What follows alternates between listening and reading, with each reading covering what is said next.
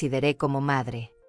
Estas 5 palabras salieron de la boca de mi hijo Ezequiel con una frialdad que me congeló la sangre, mientras yo permanecía de pie en el centro de mi propia sala, rodeada de familiares que acababan de presenciar la humillación más brutal de mi vida.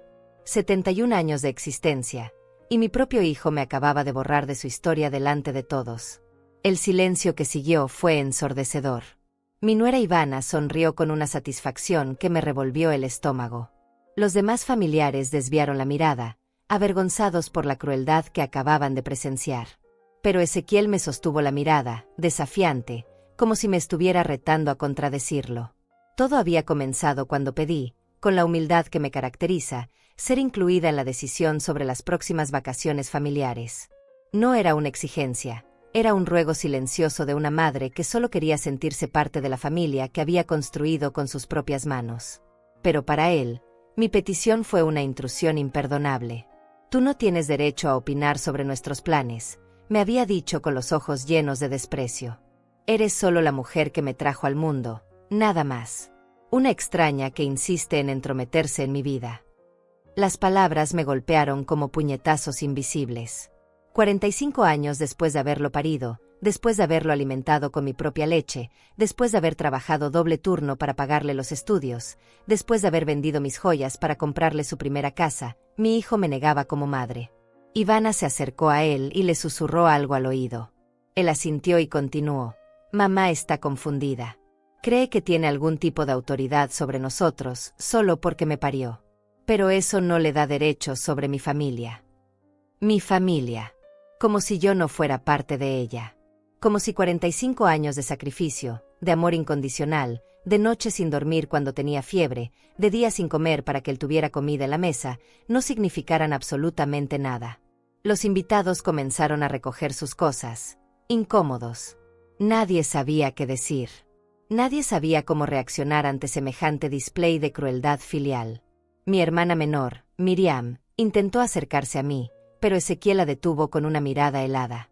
«Creo que es mejor que mamá se retire. Está arruinando mi celebración con sus berrinches». Berrinches. Así llamaba mi hijo a la humillación más profunda que había experimentado en toda mi vida.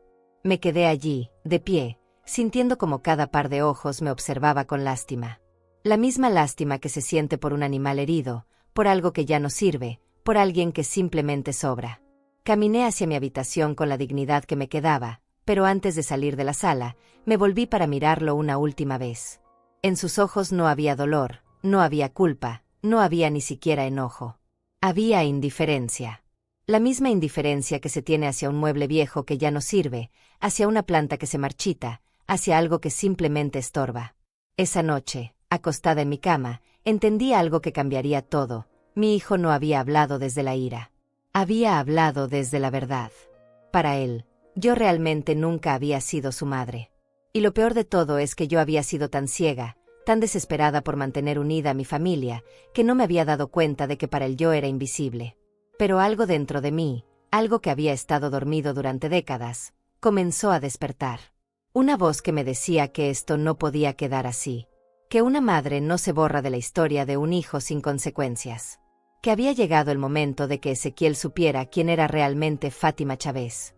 Al día siguiente, mientras él y su esposa dormían en la habitación principal de mi casa, yo marqué un número que no había llamado en años. Era hora de que mi hijo conociera la verdad sobre muchas cosas que había mantenido en secreto durante demasiado tiempo. Mientras esperaba que contestaran mi llamada, mi mente comenzó a recorrer todos los momentos en que debería haberme dado cuenta de lo que estaba pasando.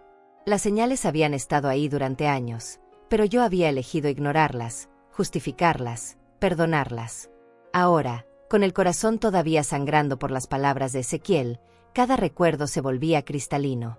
El año pasado, cuando cumplí 70 años, esperé todo el día una llamada que nunca llegó. Al día siguiente, cuando finalmente lo contacté, me dijo que había estado muy ocupado con el trabajo.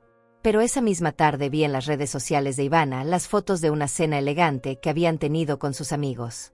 Mientras yo pasaba mi cumpleaños sola, ellos celebraban con extraños. 2 meses después, me enteré por casualidad que habían bautizado a mi nieta sin invitarme. Miriam me lo contó cuando nos encontramos en el mercado. «¿Cómo estuvo el bautizo de la pequeña?», me preguntó inocentemente. Yo me quedé helada. No sabía de qué me hablaba. Mi propia nieta había sido bautizada, y yo no había sido invitada a uno de los momentos más importantes de su vida. Cuando confronté a Ezequiel, me miró con esa misma frialdad que ahora reconocía tan bien. Se nos olvidó avisarte, mamá. Fue algo muy íntimo, solo familia cercana. Familia cercana. Aparentemente, la abuela no calificaba como familia cercana. Recordé las Navidades del año anterior. Había preparado mi casa durante semanas, había comprado regalos para todos, había cocinado durante días enteros. Esperé hasta las 10 de la noche. Nadie llegó. Cuando llamé, Ivana contestó el teléfono con una voz falsamente dulce. «Ay, suegra, se nos complicó el día. Mejor lo dejamos para otro momento». Nunca hubo otro momento. Pero quizás el recuerdo más doloroso era el del día que me enfermé gravemente hace 6 meses. Tuve que llamar a una ambulancia yo misma porque no podía respirar. Pasé 3 días en el hospital, y Ezequiel vino a verme solo una vez, por 20 minutos. Tengo muchas responsabilidades, mamá. No puedo estar aquí todo el tiempo como si fuera un niño. Sin embargo, cuando Ivana se enfermó de gripe el mes pasado, él tomó una semana completa de vacaciones para cuidarla. Publicó fotos en sus redes sociales llevándole flores, preparándole sopas, acompañándola al médico. La diferencia era tan obvia que dolía. Los cumpleaños de mi nieta también se volvieron territorios prohibidos para mí. Las primeras veces, Ezequiel me decía que la niña era muy pequeña y que las fiestas la estresaban. Luego, cuando creció, las excusas cambiaron. Que era muy cara la comida para tantas personas, que el lugar era muy pequeño, que los otros niños no me conocían y se sentirían incómodos con una señora mayor. Pero a través de las redes sociales de los otros invitados, yo veía las fiestas espectaculares que organizaban. Había payasos, castillos inflables, mesas llenas de comida. Todos los abuelos de los amiguitos de la niña estaban ahí, sonriendo en las fotos. Todos menos yo. El patrón era siempre el mismo. Primero venía la exclusión, luego venía la justificación, y finalmente venía la culpa dirigida hacia mí. Según Ezequiel, yo era muy sensible, muy demandante, muy entrometida. Si me dolía no ser invitada, era porque no entendía lo complicada que era la vida moderna. Si preguntaba por qué no me incluían, era porque estaba siendo pesada. Ivana había perfeccionado el arte de la exclusión sutil. Cuando planeaban salidas familiares, hablaban de ellas delante de mí, pero como si yo fuera invisible. «Este fin de semana vamos a llevar a la niña al zoológico», decía ella. «Va a ser hermoso. Hace tanto que no hacemos algo en familia». Y yo me quedaba ahí, escuchando, esperando una invitación que jamás llegaba. Cuando finalmente reunía el valor para preguntarle si podía acompañarlos, siempre había una razón por la cual no era conveniente. Que el auto era muy pequeño, que iban a caminar mucho y yo me cansaría, que era muy caro comprar otra entrada. Pero mágicamente, siempre había espacio y dinero para los amigos de Ivana que decidían sumarse en el último minuto. El dolor más profundo venía en las tardes, cuando veía a mi nieta jugando en el patio y me acercaba para conversar con ella. La pequeña me hablaba con cariño, pero siempre terminaba preguntándome por qué yo no iba nunca a ningún lado con ellos. «¿Por qué no vienes a los lugares divertidos, abuela?», me preguntaba con esa inocencia que solo tienen los niños. Yo no sabía qué responderle. ¿Cómo le explicas a una niña de 5 años que sus padres han decidido que su abuela no es lo suficientemente importante para ser incluida en su vida? ¿Cómo le dices que el amor que ella siente por ti no es compartido por quienes toman las decisiones en esa casa? Ahora, después de escuchar las palabras de Ezequiel, todo tenía sentido. No era que se hubieran olvidado de invitarme. No era que las situaciones fueran complicadas. Era que para él yo nunca había sido su madre, y por lo tanto, no merecía ser tratada como la abuela de su hija. Habían pasado años construyendo una familia de la cual yo estaba sistemáticamente excluida, y yo había sido demasiado ingenua, demasiado esperanzada, demasiado ciega para verlo. Pero ya no más. La llamada que había hecho aún no tenía respuesta, pero algo profundo había cambiado en mí durante esa noche sin sueño. Me senté junto a la ventana de mi habitación, observando cómo la primera luz del amanecer se filtraba a través de las cortinas que yo misma había cosido años atrás. Todo en esa casa llevaba mi huella, mi trabajo, mi dedicación. Y sin embargo, me habían convertido en una extraña dentro de mi propio hogar. Desde mi ventana podía ver el jardín que había cultivado durante décadas. Cada rosa, cada mata de hierbas, cada árbol frutal había sido plantado por mis manos. Recordé cómo Ezequiel solía ayudarme cuando era pequeño, cómo se emocionaba cuando las primeras flores brotaban en primavera. Ahora ese mismo jardín era solo el fondo de las fotos familiares de las que yo estaba ausente. Escuché movimiento en la cocina. Era Ivana preparando el desayuno. No para mí, por supuesto. Nunca preguntaba si yo quería comer algo, nunca preparaba una taza extra de café. Vivíamos en la misma casa, pero ella había logrado crear una burbuja familiar de la cual yo estaba completamente excluida. Era como si fuera un fantasma que habitaba las habitaciones traseras de una vida que ya no me pertenecía. Me vestí lentamente, cada movimiento pesado por la realización de lo que había estado negando durante años. No era solo que me excluyeran de los eventos importantes. Era que habían reconstruido completamente la estructura familiar sin incluirme. Yo era la abuela invisible, la suegra incómoda, la madre que había sido degradada a inquilina en su propia casa. Bajé las escaleras y encontré a Ezequiel desayunando mientras revisaba su teléfono. Ni siquiera levantó la vista cuando entré a la cocina. Ivana estaba preparando el almuerzo de la niña para el colegio, tarareando una canción como si nada hubiera pasado la noche anterior. Como si no hubiera presenciado la humillación más brutal que una madre puede experimentar. «Buenos días», dije con una voz que sorprendentemente sonaba firme. Ezequiel murmuró algo ininteligible. Ivana me sonrió con esa sonrisa falsa que había perfeccionado durante años. «Buenos días, suegra. ¿Durmió bien?». La pregunta era pura formalidad. No le importaba la respuesta. Me serví una taza de café y me senté en la mesa de mi propia cocina, sintiendo como una invitada no deseada. Observé a mi hijo mientras comía, estudiando sus gestos, su indiferencia, la facilidad con la que había destruido a su madre la noche anterior. No había rastros de culpa en su rostro, no había incomodidad por lo que había dicho. Para él, había sido simplemente una declaración de hechos. «Ezequiel», dije finalmente. Él levantó la vista con expresión irritada, como si mi voz fuera un ruido molesto que interrumpía su paz matutina. «¿Realmente piensas lo que dijiste anoche?».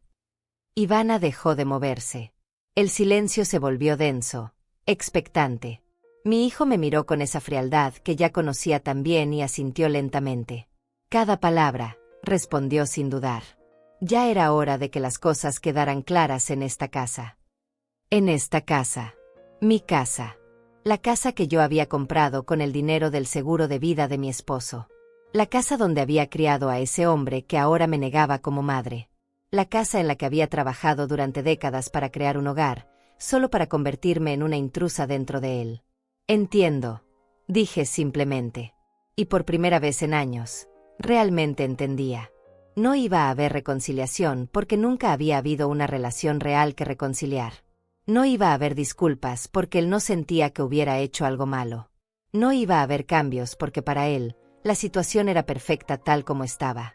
Me levanté de la mesa y caminé hacia la sala. Allí estaban todas las fotos familiares que había coleccionado durante años. Fotos de Ezequiel de bebé, de niño, de adolescente. Fotos de su graduación, de su boda, del nacimiento de su hija. En todas esas fotos yo estaba presente, sonriendo, orgullosa, creyendo que estaba documentando los momentos importantes de nuestra familia. Pero había algo que no había notado antes. En las fotos más recientes, las que Ivana había comenzado a colocar, yo aparecía cada vez menos. Y en las últimas, directamente no aparecía. Habían comenzado a escribir una nueva historia familiar, una en la que yo no existía. Tomé una de las fotos más viejas, donde Ezequiel tenía unos 3 años y me abrazaba con esa sonrisa inocente que solo tienen los niños. En esa época, yo era su mundo entero. Era la persona a quien corría cuando se lastimaba, la voz que lo consolaba cuando tenía pesadillas, las manos que lo alimentaban cuando estaba enfermo. ¿En qué momento exacto había dejado de ser su madre? ¿Cuándo había tomado la decisión de borrarme de su corazón? Tal vez había sido cuando conoció a Ivana. Ella venía de una familia adinerada, con padres que tenían títulos universitarios y hablaban de temas que yo no entendía. Tal vez mi hijo se había avergonzado de su madre trabajadora, de mis manos callosas, de mi forma sencilla de hablar, de mi falta de educación formal. Tal vez había decidido que yo no encajaba en la vida que quería construir. O tal vez había sido un proceso más gradual. Quizás cada vez que yo intentaba participar en conversaciones sobre política o economía, y él me hacía sentir ignorante. Cada vez que yo expresaba mis opiniones, y él las descartaba como cosas de gente mayor. Cada vez que yo trataba de aconsejarle, y él me decía que los tiempos habían cambiado y que yo no entendía el mundo moderno. Poco a poco, me había convertido en una reliquia del pasado. Útil para cuidar a la niña cuando necesitaban una niñera gratuita, útil para cocinar cuando tenían invitados y querían impresionar con comida casera auténtica, útil para limpiar la casa cuando Ivana estaba demasiado ocupada con sus actividades sociales. Pero invisible para todo lo que realmente importaba. Me senté en mi sillón favorito, el mismo donde había arrullado a Ezequiel cuando era bebé, donde había pasado noches enteras velando su sueño cuando tenía fiebre. Desde allí podía ver toda la sala, toda mi casa, todos los recuerdos que había construido con tanto amor y cuidado. Pero por primera vez en años, no sentí nostalgia. No sentí la melancolía que usualmente me invadía cuando recordaba los buenos tiempos. En cambio, sentí algo que no había experimentado en décadas. Claridad. Una claridad fría, cristalina, que me mostraba la situación exactamente como era. Yo había pasado los últimos años mendigando amor, mendigando atención, mendigando un lugar en una familia que ya había decidido que yo no pertenecía a ella. Había aceptado migajas de afecto, me había conformado con ser tolerada en lugar de ser amada, había justificado cada humillación como un malentendido o una situación temporal. Pero anoche, cuando Ezequiel pronunció esas palabras devastadoras, me había hecho un favor sin saberlo. Me había liberado de la ilusión. Me había mostrado que todo el amor, todo el sacrificio, toda la dedicación que había invertido en él durante 45 años, no había significado nada. Y aunque dolía más de lo que las palabras pueden expresar, también me daba algo que no había tenido en años: la verdad. La verdad era que yo había estado viviendo una mentira.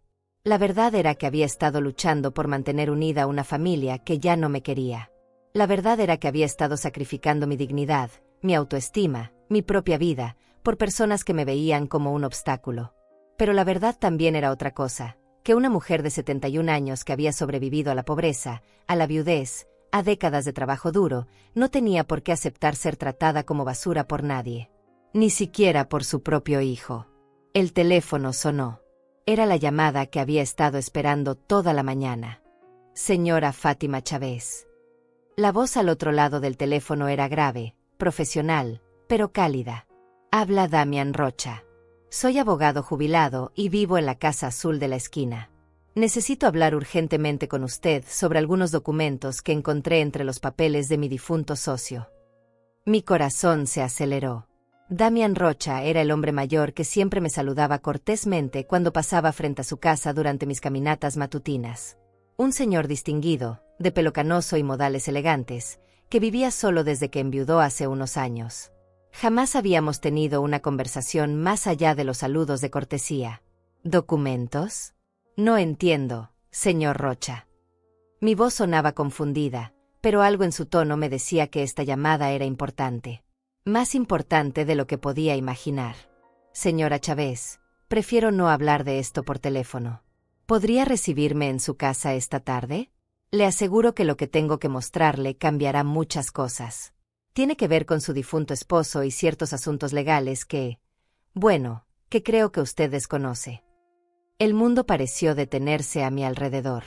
Mi esposo había muerto hace 8 años, y desde entonces Ezequiel se había encargado de todos los asuntos relacionados con su herencia y sus papeles.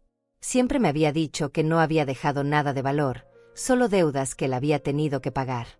Por eso habíamos tenido que vender algunas cosas y por eso él y su familia habían tenido que mudarse a vivir conmigo, para cuidarme en mi vejez, según sus palabras. Estoy en casa toda la tarde, le respondí, sintiendo como una corriente eléctrica recorría mi cuerpo. Puede venir cuando guste. Perfecto. Estaré allí a las 3 de la tarde. Y señora Chávez, prepare mentalmente para escuchar cosas que tal vez la sorprendan. Traigo documentos originales, así que no hay lugar para dudas. Colgué el teléfono con las manos temblorosas. ¿Qué documentos? ¿Qué asuntos legales? Mi esposo había sido un hombre sencillo, trabajador, que se había partido el lomo toda su vida para darnos una vida digna. ¿Qué podía haber dejado que yo no supiera? Las horas hasta las 3 de la tarde se arrastraron como siglos. Ezequiel e Ivana habían salido después del desayuno, llevándose a la niña a no sé dónde. Típico de ellos no decirme sus planes. Me quedé sola en la casa, paseando de un lado a otro, tratando de imaginar qué podía querer decirme el señor Rocha. A las 3 en punto exacto, escuché el timbre. Abrí la puerta y encontré a Damián Rocha vestido con un traje gris elegante, cargando un maletín de cuero que parecía pesado. Su expresión era seria pero gentil. «Señora Chávez, gracias por recibirme». Se quitó el sombrero con un gesto caballeroso que ya no se ve en los hombres de hoy. ¿Podemos sentarnos? Lo que tengo que mostrarle requiere tiempo y atención. Lo conduje hasta la sala y le ofrecí café, que aceptó cortésmente. Mientras yo preparaba las tazas en la cocina, podía escucharlo abriendo su maletín, organizando papeles. El sonido del papel moviéndose me ponía más nerviosa a cada segundo. Cuando regresé con el café, él tenía varios documentos extendidos sobre mi mesa de centro. Documentos que parecían oficiales, con sellos, firmas, lettereads de oficinas que no reconocía. Señora Chávez, mi socio fallecido, el licenciado Augusto Melcar, manejaba los asuntos legales de su esposo desde hace más de 20 años. Cuando murió el año pasado, yo me encargué de revisar todos sus archivos para entregar los casos pendientes a otros colegas. Fue entonces cuando encontré esto. Tomó uno de los documentos y me lo extendió. Era una escritura de propiedad. Mi corazón dejó de latir cuando leí el nombre del propietario, Fátima Chávez de Chávez. Era la escritura de mi casa, la casa donde estábamos sentados, pero con una diferencia crucial. Según este documento, yo era la única propietaria legal de la propiedad. No entiendo, murmuré, sintiendo como si el mundo se tambaleara bajo mis pies. Ezequiel me dijo que la casa estaba a nombre de él. Me dijo que papá se la había dejado a él porque yo no entendía de papeleos legales. Damián negó con la cabeza lentamente, con una expresión que mezclaba tristeza e indignación. Señora Chávez, según estos documentos, su esposo dejó todo a su nombre. La casa, una cuenta de ahorros considerable, incluso un pequeño terreno en las afueras de la ciudad que aparentemente tiene cierto valor comercial ahora. El aire se me acabó. Durante 8 años, había creído que era una carga para mi hijo, que él me había permitido quedarme en su casa por bondad. Durante 8 años había aceptado ser tratada como una inquilina tolerada en lo que resulta que era mi propia casa. Pero eso no es todo, continuó Damián, tomando otro documento. Hay también una póliza de seguro de vida que nunca fue cobrada. Y aquí tengo los estados de cuenta de una cuenta bancaria que está a su nombre, con depósitos automáticos que se han estado acumulando durante años. Mi cabeza daba vueltas. ¿Depósitos automáticos? ¿De qué? Aparentemente, su esposo tenía una pequeña inversión en una empresa que se convirtió en algo mucho más grande. Los dividendos se han estado depositando en una cuenta que está únicamente a su nombre. Una cuenta de la cual, según estos registros, usted nunca fue informada. Con manos temblorosas, tomé el estado de cuenta que me ofrecía. La cifra que aparecía al final me quitó el aliento. Era más dinero del que había visto en toda mi vida. Dinero que había estado acumulándose durante años mientras yo vivía prácticamente como una limosnera en mi propia casa. ¿Cómo es posible que Ezequiel no supiera de esto?, pregunté, aunque ya comenzaba a sospechar la respuesta.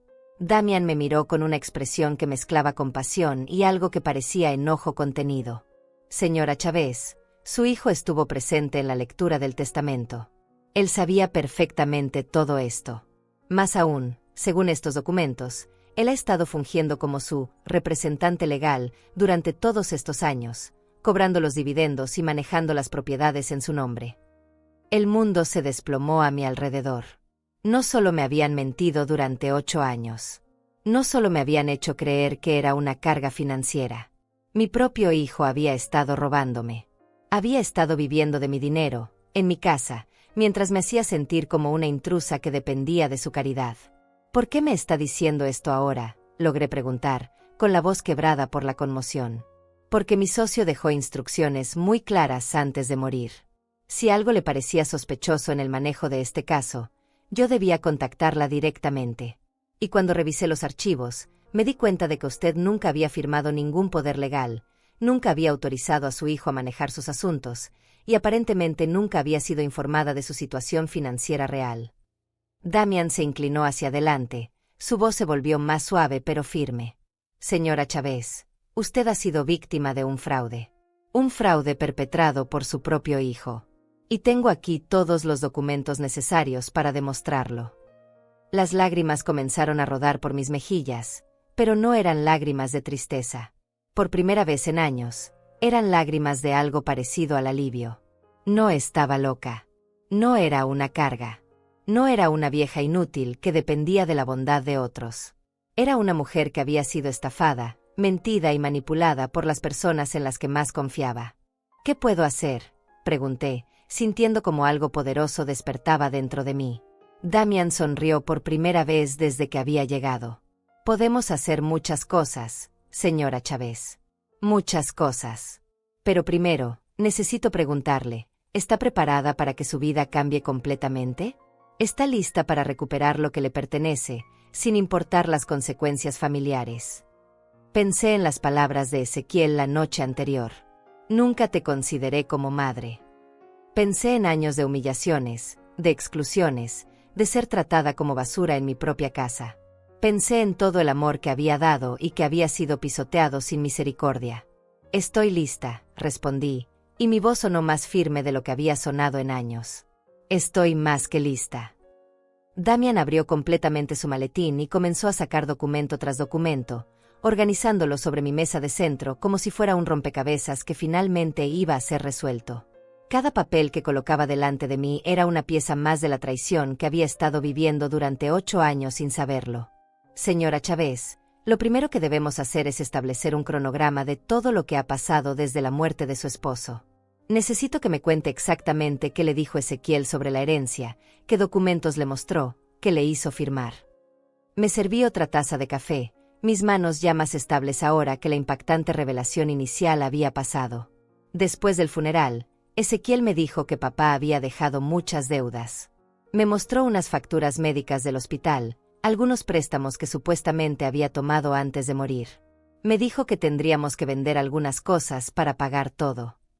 Damian tomó notas en una libreta mientras yo hablaba. Recuerda que vendieron exactamente. El auto de papá, algunas herramientas que tenía, sus libros de contabilidad. Ezequiel se encargó de todo. Decía que era muy complicado para mí, que él lo resolvería. La amargura en mi voz era palpable ahora que entendía lo que realmente había pasado. ¿Y sobre la casa? ¿Qué le dijo específicamente sobre la propiedad? Me dijo que papá había puesto la casa como garantía de un préstamo grande, y que para no perderla, él había tenido que hacerse cargo de la deuda. Por eso la casa había pasado a su nombre, para protegerla de los acreedores. Cada palabra que salía de mi boca sonaba más ridícula ahora que conocía la verdad. Damian negó con la cabeza mientras buscaba entre sus documentos. Aquí tengo la escritura original de la casa, firmada por su esposo 2 semanas antes de morir. Como puede ver, específicamente dice que la propiedad pasa íntegramente a Fátima Chávez, con la condición expresa de que nunca puede ser vendida sin su consentimiento escrito y con testigos. Tomé el documento con manos temblorosas. Ahí estaba la letra de mi esposo, su firma inconfundible, las palabras que protegían mi futuro. Pero entonces, ¿cómo pudo Ezequiel? Falsificó su firma en varios documentos. Tengo aquí copias de papeles donde aparece su nombre autorizando transferencias, ventas, movimientos bancarios. Pero mire esto. Damian puso 2 firmas lado a lado, una era claramente mía, la otra era una imitación burda. Un perito caligráfico confirmaría inmediatamente que estas firmas son falsas. El horror de lo que estaba descubriendo me quitaba el aliento. No solo me habían mentido, me habían estafado de manera sistemática y criminal. ¿Por cuánto tiempo ha estado haciendo esto? Según estos registros, comenzó inmediatamente después del funeral. Aquí tengo el primer retiro de la cuenta de ahorros que su esposo le dejó, 50,000 pesos, 2 meses después de la muerte. Y aquí están los retiros subsecuentes, siempre con su supuesta autorización. Damian me mostró una hoja con una lista de transacciones que me mareó. Miles y miles de pesos retirados a lo largo de 8 años, siempre con justificaciones que ahora recordaba, reparaciones de la casa, gastos médicos de mamá, mantenimiento de la propiedad, impuestos atrasados. Pero esto es lo más grave, continuó, sacando una carpeta nueva. Su hijo usó la casa como garantía para obtener préstamos a su nombre. Préstamos que él tomó, pero que están respaldados por su propiedad. Mire estos documentos. 3 préstamos diferentes, por un total de 200,000 pesos. Me quedé sin habla. ¿Eso significa qué? Que si él no paga esos préstamos, legalmente podrían quitarle la casa a usted. Aunque usted nunca autorizó nada, aunque nunca se benefició de ese dinero, aunque ni siquiera sabía que existían esos préstamos. La magnitud de la traición era abrumadora. Durante 8 años había vivido sintiéndome culpable por ser una carga para mi hijo, cuando en realidad él había estado viviendo cómodamente con mi dinero y había puesto en riesgo mi casa para sus propios beneficios. Señor Rocha, dije con una voz que sonaba extrañamente calmada, ¿qué necesitamos hacer para arreglar esto? Damián sonrió con aprobación. Me gusta su actitud, señora Chávez. Primero, necesitamos ir al banco mañana mismo para que usted recupere el control de sus cuentas.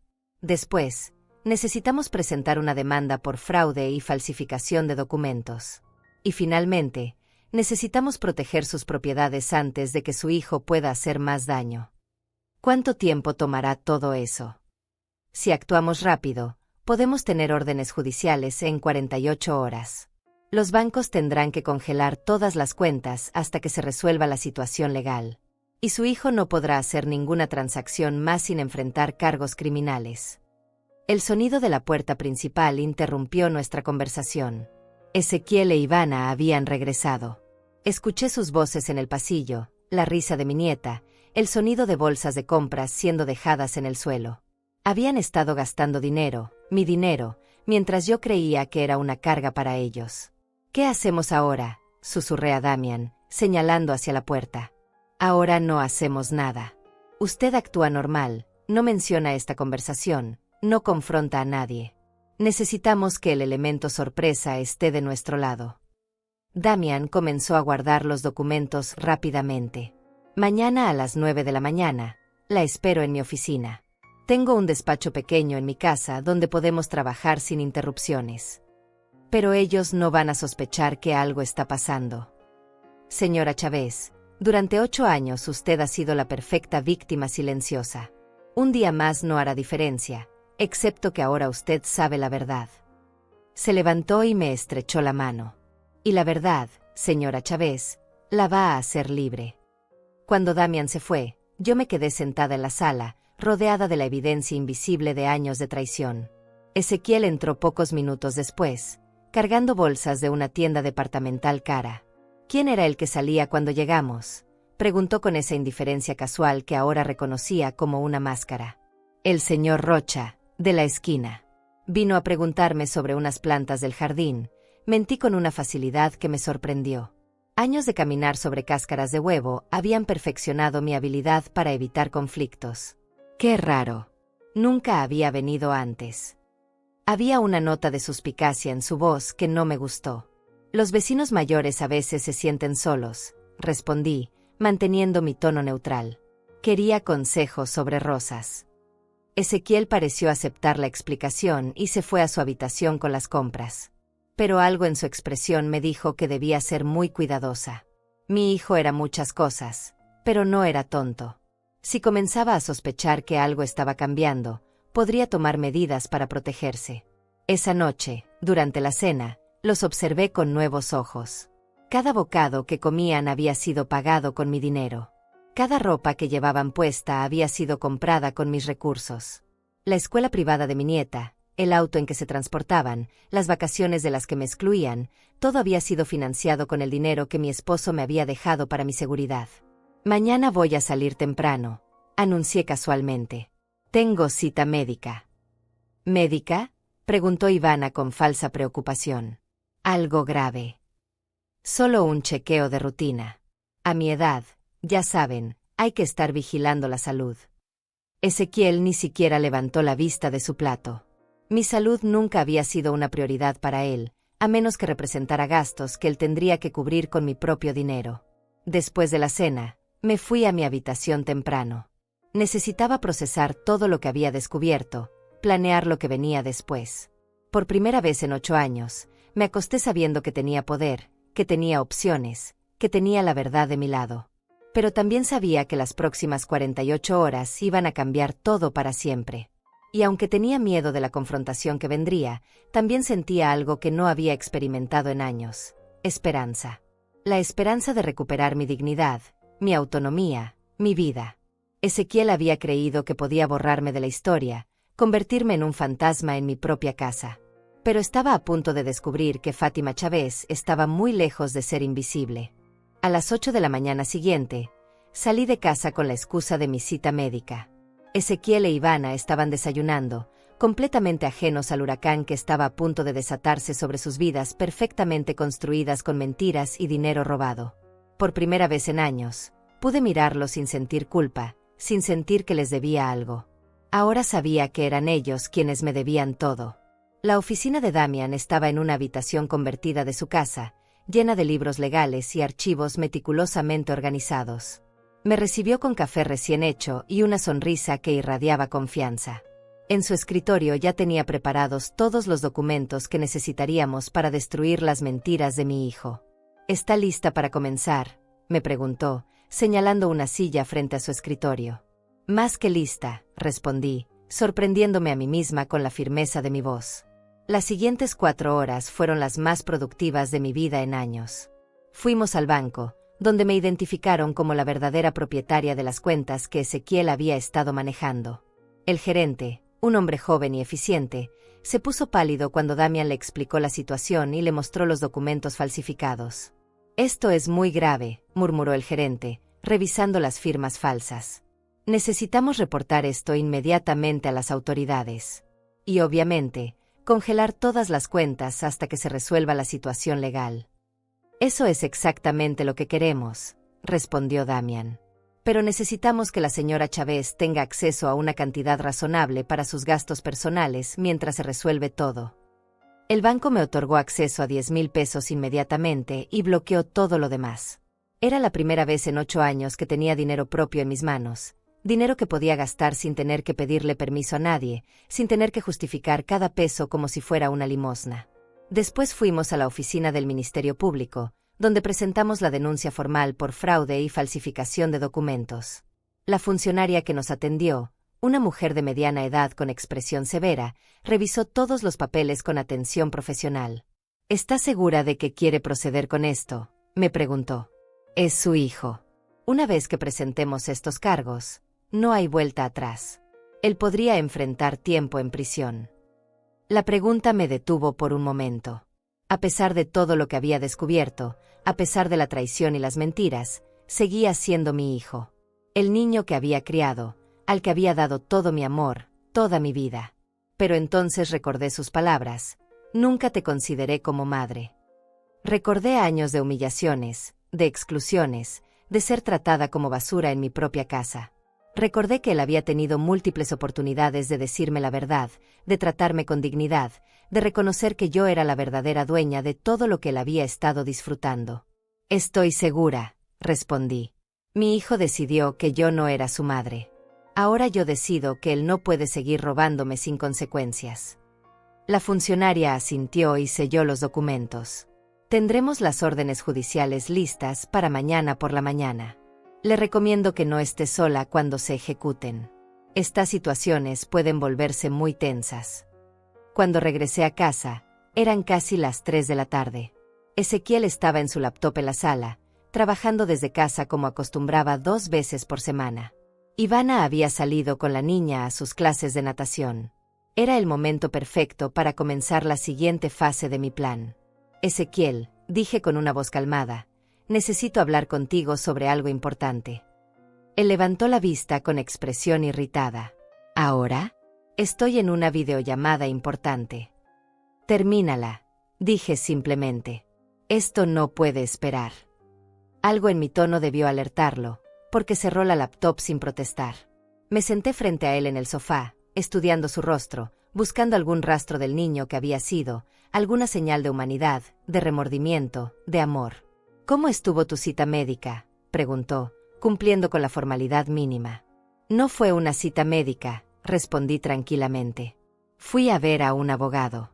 Y después fui al banco. Y después fui a presentar una denuncia. El color se desvaneció de su rostro. Sus ojos se endurecieron, pero también pude ver un destello de miedo.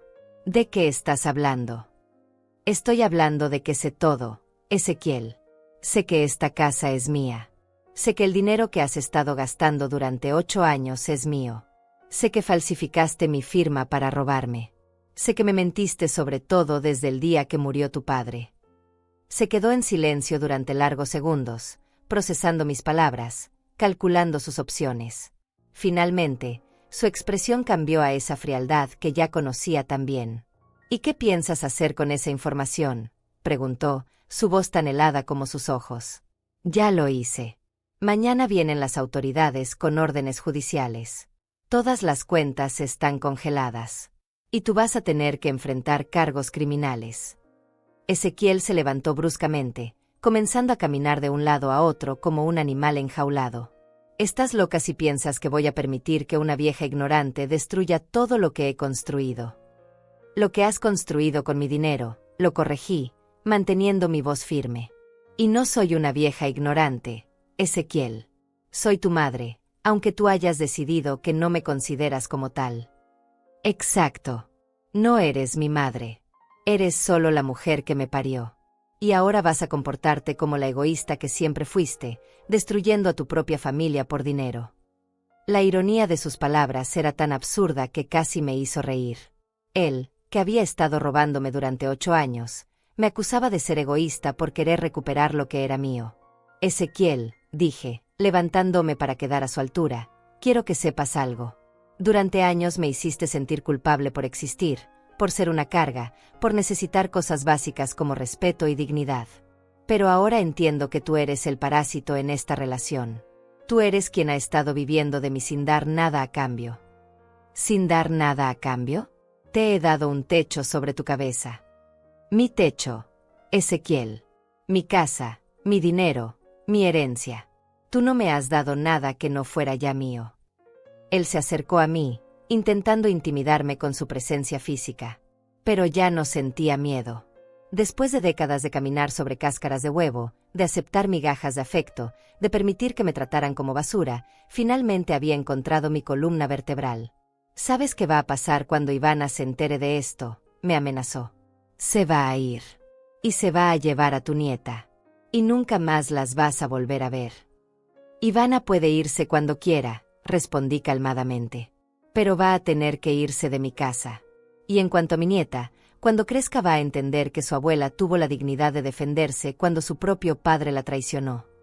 Ezequiel me miró con una expresión que mezclaba odio, desesperación y algo que podría haber sido respeto. Por primera vez en años, me estaba viendo como un oponente real, no como una víctima silenciosa. Esto no va a quedarse así, murmuró entre dientes. Tienes razón, le respondí. Esto recién está comenzando. Mañana, cuando lleguen las autoridades, vas a tener que explicarles cómo gastaste más de 300,000 pesos que no eran tuyos. Vas a tener que explicar por qué falsificaste mi firma docenas de veces. Vas a tener que explicar por qué le mentiste a tu propia madre durante 8 años. Ezequiel se dirigió hacia las escaleras, derrotado pero aún peligroso. Vas a arrepentirte de esto, me gritó antes de subir a su habitación. No, le respondí, aunque ya no podía escucharme. Lo único de lo que me arrepiento es de haber tardado tanto tiempo en descubrir quién eres realmente. Esa noche preparé una cena especial. Saqué la vajilla buena, las copas de cristal que habían sido de mi madre, las velas que guardaba para ocasiones especiales. Cuando Ivana regresó con la niña, encontró la mesa puesta como para una celebración. ¿Qué celebramos?, preguntó con curiosidad. La verdad, respondí simplemente. Por fin vamos a conocer toda la verdad. La cena transcurrió en un silencio tenso que podía cortarse con cuchillo. Ezequiel había bajado con una expresión sombría, evitando mi mirada, moviendo la comida en su plato sin apenas probarla. Ivana intentaba mantener una conversación normal con la niña, pero hasta ella podía sentir que algo había cambiado en la atmósfera de la casa. Mi nieta, con esa intuición especial que tienen los niños, comía en silencio, observando los rostros de los adultos con preocupación. Cuando terminamos el plato principal, me levanté para servir el postre. Antes de que continuemos, anuncié, colocando mis manos sobre el respaldo de mi silla, necesito decirles algo importante a todos. Ivana me miró con curiosidad. Ezequiel siguió con los ojos clavados en su plato. Mi nieta levantó la vista esperando que fuera algo bueno, algo que aliviara la tensión que había estado sintiendo. Esta mañana fui a ver a un abogado, comencé, mi voz clara y firme. También fui al banco y al Ministerio Público.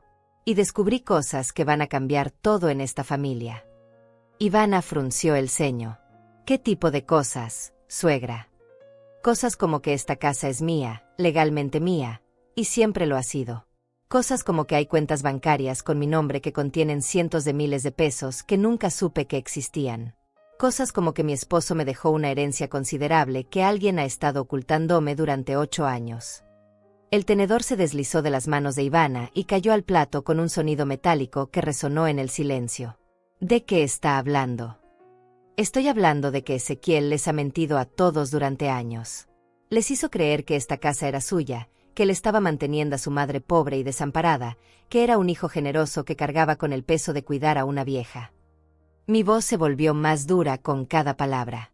Pero la verdad es que él ha estado viviendo de mi dinero, gastando mi herencia, usando mi casa como garantía para préstamos que nunca autoricé. Ivana se volvió hacia Ezequiel con una expresión de shock. ¿Es verdad eso? Ezequiel finalmente levantó la vista, su rostro una máscara de resentimiento y desafío. Es verdad, dijo con una frialdad que me heló la sangre. Y lo haría 1000 veces más. Esta mujer nunca merecía ese dinero. Papá cometió un error al dejárselo todo a alguien que no entiende el valor del dinero, que no sabe cómo manejarlo, que lo habría desperdiciado en tonterías. Tonterías, repetí, sintiendo como la ira comenzaba a hervir en mi pecho.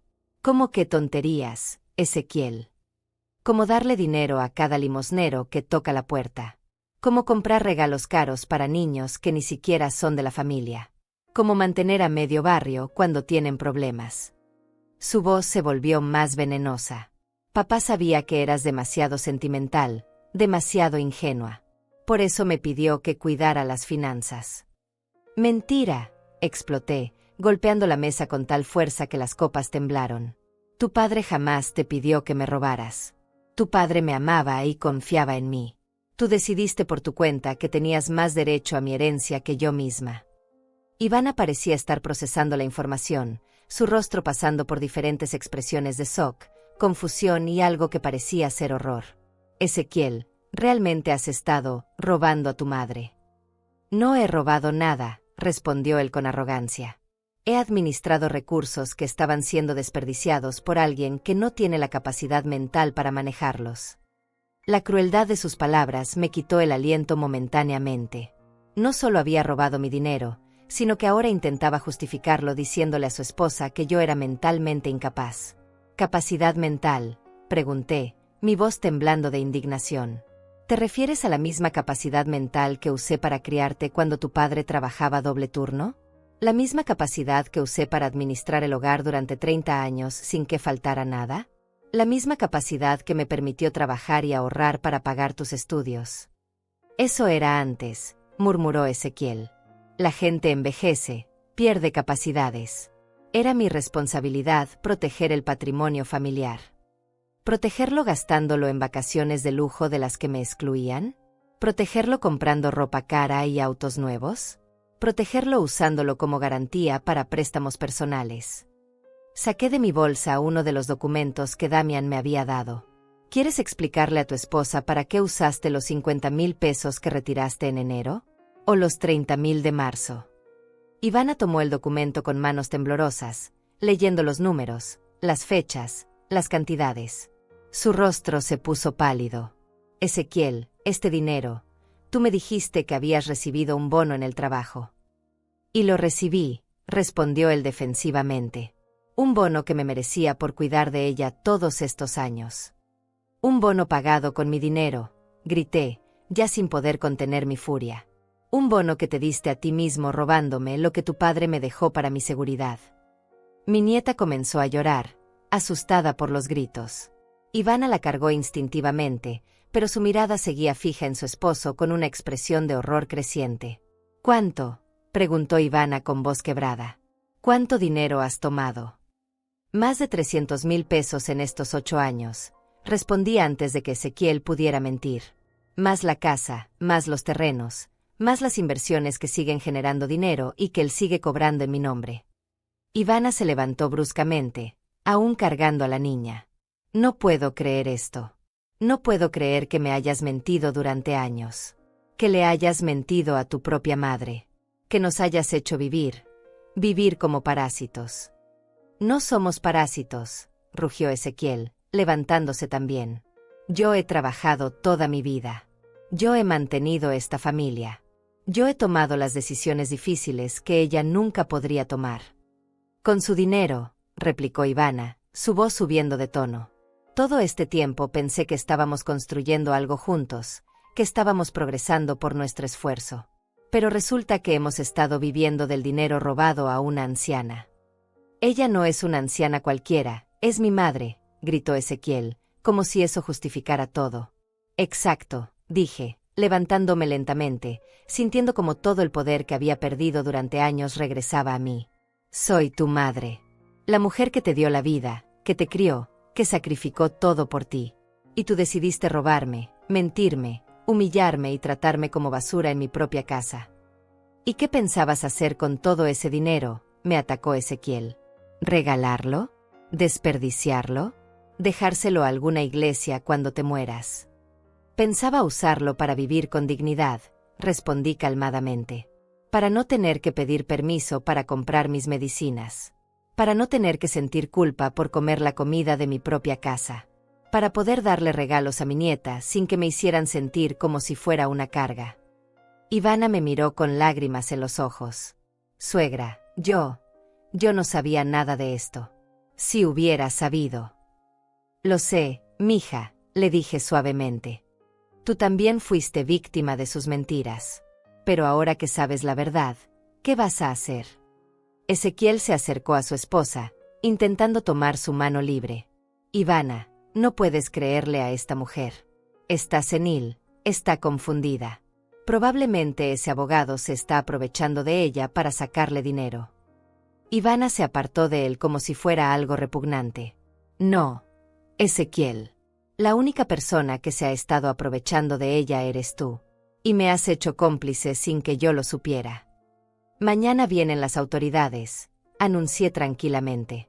Traen órdenes judiciales para revisar todas las cuentas, todos los documentos, todas las propiedades. Y traen órdenes de arresto. El color se desvaneció completamente del rostro de Ezequiel. Órdenes de arresto. Falsificación de documentos, fraude, apropiación indebida. Son delitos graves, Ezequiel. Delitos que pueden llevarte a la cárcel durante años. Él se desplomó en su silla, finalmente entendiendo que su mundo construido sobre mentiras se estaba desmoronando sin remedio. Ivana seguía de pie, cargando a la niña, mirando a su esposo como si fuera un extraño. Quiero que sepas algo, Ezequiel, dije, mi voz ahora suave pero implacable. Tuviste 8 años para decirme la verdad. 8 años para tratarme con dignidad. 8 años para incluirme en la familia que yo misma había financiado sin saberlo. Pero elegiste humillarme, excluirme y robarme. Elegiste decirme que nunca me consideraste como madre. Me acerqué a él, que seguía con la cabeza entre las manos. Bueno, hijo, ahora tu madre va a enseñarte lo que significa enfrentar las consecuencias de tus actos. Y va a ser una lección que nunca olvidarás. A las 8 de la mañana siguiente, 3 vehículos oficiales se estacionaron frente a mi casa. Policías, agentes del Ministerio Público y un perito contable salieron de los autos con documentos y equipo para ejecutar las órdenes judiciales. Yo los estaba esperando en la sala, vestida con mi mejor ropa, sintiéndome más digna de lo que me había sentido en años. Ezequiel había pasado la noche empacando sus cosas en silencio. No había dormido, podía escuchar sus pasos desesperados arriba y abajo del pasillo. Ivana había estado llorando hasta muy tarde, pero no de tristeza por él, sino de vergüenza por haber sido cómplice involuntaria de sus mentiras durante tanto tiempo. Cuando sonó el timbre, Ezequiel bajó las escaleras con una maleta en cada mano y una expresión de derrota total en el rostro. Los oficiales entraron con profesionalismo pero firmeza, mostrando las órdenes judiciales y comenzando inmediatamente a revisar documentos y computadoras. Ezequiel Chávez, dijo el oficial principal, queda usted arrestado por los delitos de falsificación de documentos, fraude y apropiación indebida. Tiene derecho a permanecer callado y a solicitar un abogado. Mientras le leían sus derechos, Ezequiel me miró una última vez. En sus ojos ya no había frialdad ni arrogancia. Había algo parecido al arrepentimiento, pero llegaba demasiado tarde. Había tenido 8 años para arrepentirse, 8 años para cambiar su comportamiento, 8 años para tratarme como la madre que había sido para él. Mamá, murmuró mientras le ponían las esposas, esto va a destruir a la familia. No, Ezequiel, le respondí con una calma que me sorprendió. Tú ya destruiste a la familia hace años. Yo solo estoy reconstruyendo lo que queda de ella.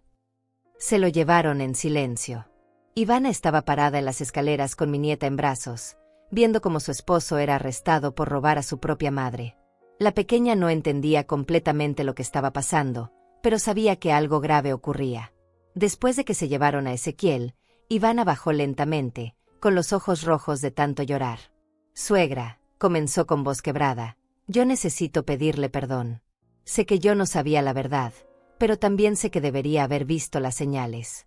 Debería haber cuestionado por qué usted era tratada como si no perteneciera a su propia familia. Me acerqué a ella y tomé sus manos entre las mías. Ivana, tú también fuiste víctima de sus mentiras. Él era muy hábil manipulando la verdad, haciéndola creer que yo era una carga, que ustedes me estaban haciendo un favor.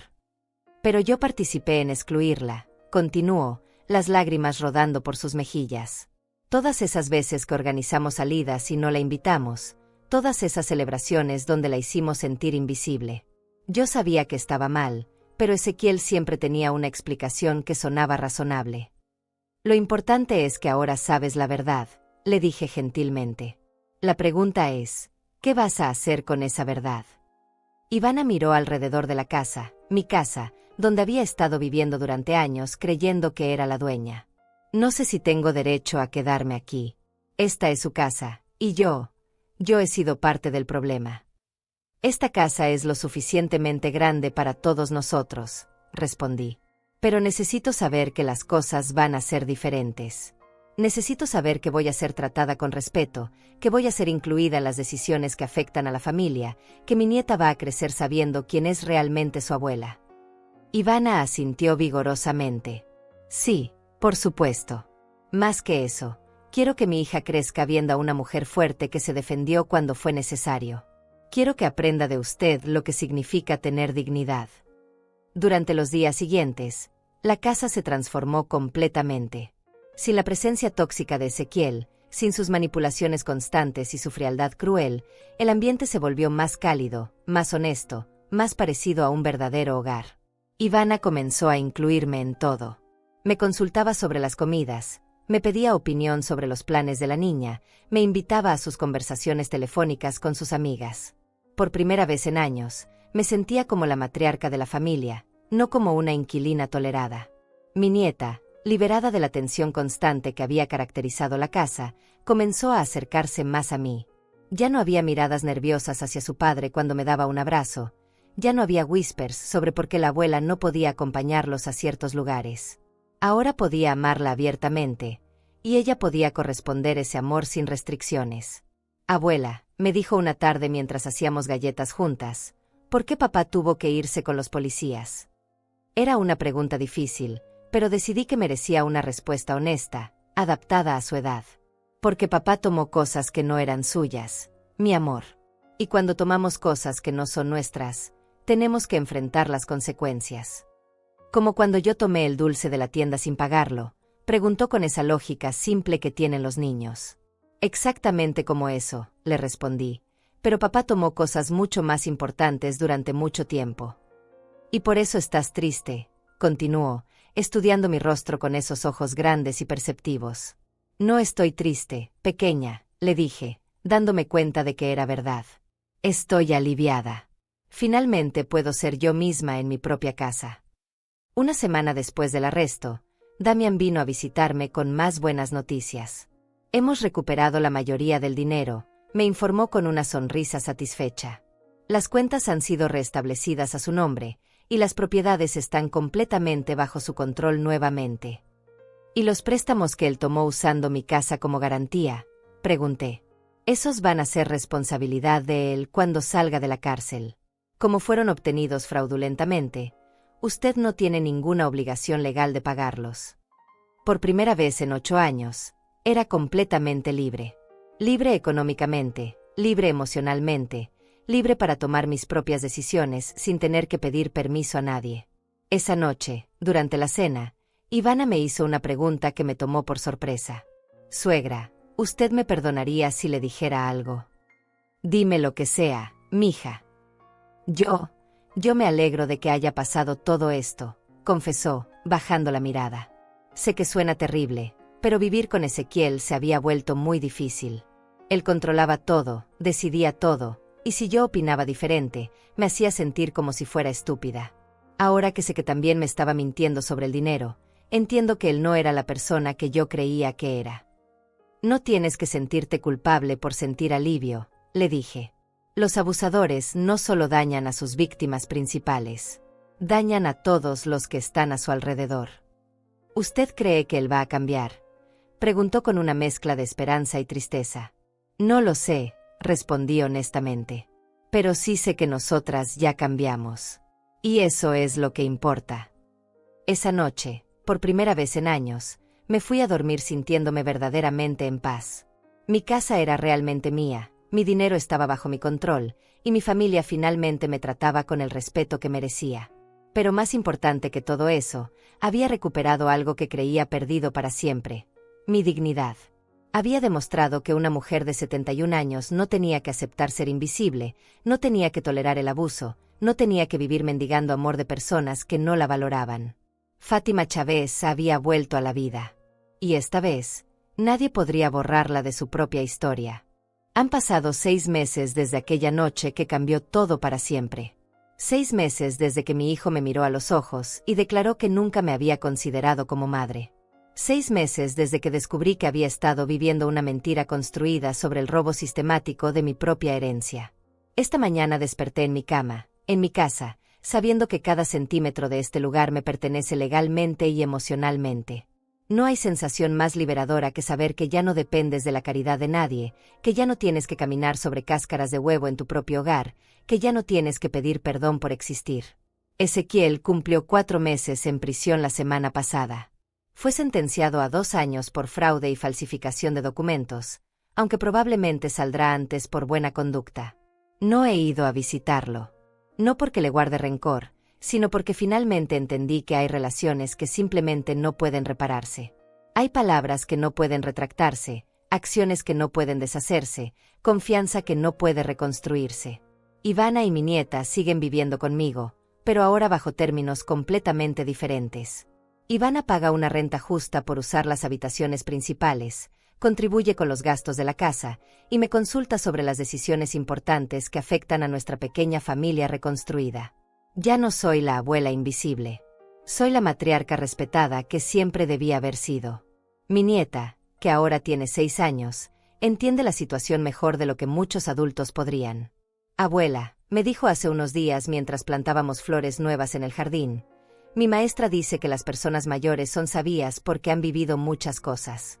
Tú eres sabia. Estoy aprendiendo a hacerlo, le respondí, sintiendo como la tierra húmeda se deslizaba entre mis dedos. A veces la sabiduría llega tarde en la vida, pero nunca es demasiado tarde para aprender a valorarse a uno mismo. Con el dinero que recuperé, he podido hacer cosas que no había hecho en décadas. Remodelé la cocina que llevaba años necesitando reparaciones. Compré ropa nueva, no porque la necesitara, sino porque quería. Me inscribí en un club de lectura para señoras mayores en la biblioteca del barrio. Por primera vez en años, tengo amigas, actividades propias, una vida que va más allá de ser madre o abuela. Pero quizás lo más importante es que finalmente entendí algo fundamental: el amor no puede ser unilateral para siempre. Durante décadas, yo había dado amor incondicional esperando recibir aunque fuera migajas de afecto a cambio. Había confundido el sacrificio con el amor, la tolerancia con la paciencia, el abuso con las dificultades normales de la vida familiar. Ahora sé que amar a alguien no significa permitir que te destruyan. Sé que ser madre no significa aceptar cualquier trato de los hijos. Sé que la edad no convierte a una persona en descartable, y que la familia que te lastima no merece más consideración que la familia que te ama genuinamente. Damian, mi abogado y ahora mi amigo, viene a visitarme cada semana. Tomamos café en el jardín y hablamos de libros, de política, de la vida. Él me ha enseñado que a los 71 años una mujer puede comenzar una nueva etapa, puede reinventarse, puede reclamar el espacio que merece en el mundo. ¿Alguna vez se arrepiente de haber denunciado a su hijo?, me preguntó hace poco, mientras observábamos cómo mi nieta corría entre los rosales. Jamás, le respondí sin dudar.